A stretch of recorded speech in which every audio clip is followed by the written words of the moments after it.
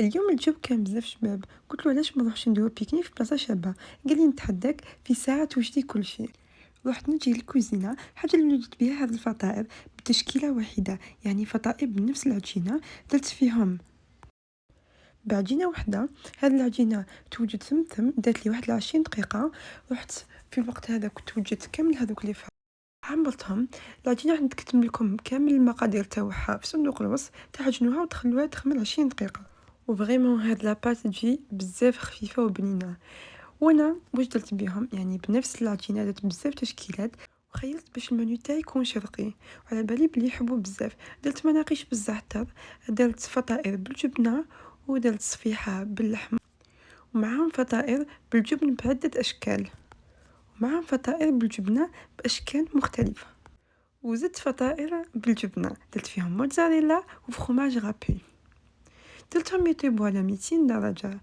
ومن بعد في نفس الوقت رحت وجدت الفلافل بزاف سهلين.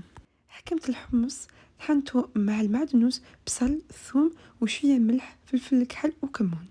خليتهم شويه يبردوا، ومن بعد بديت ندير فيهم كبيرات وقليتهم، وهكذا كانوا واجدين. ومن بعد هنا حكمت الباذنجان تاعي، درتو في الاير فراير، خليته واحد 20 دقيقه لو طون لي كامل ذاب. ومن بعد زدت شويه تاع ثوم، زدت القارص والياغورت ناتور اللي هو الزبادي، ولا كان عندكم الطحينه من الافضل تستعملوها. وهكذا كانت واجدة، خليتها بجهه. وهذا الفضل حكمت الفلافل تاعي وجدتهم، درتهم ثاني في طبسي، استعملت نفس الطبسي وخليتهم ثاني بجيه.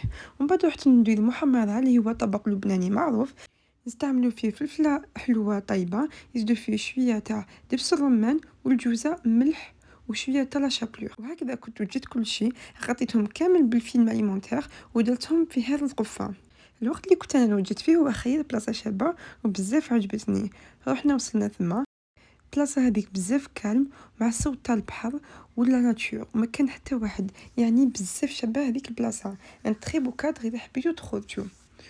ومن بعد حطيت كل شيء اللي وجدتهم من قبل، وهكذا كانت العطاب تاعي واجده. وغيمون عجبنا بزاف الحال، هو عجبته كامل واش طيبت كلام كامل، وقال لي يعطيك الصحه، يعني في ساعه قدرت نوجد كامل هذا الخير. وانتم قولوا لي واش تحبوا طيبوا كي ديروا بيكنيك.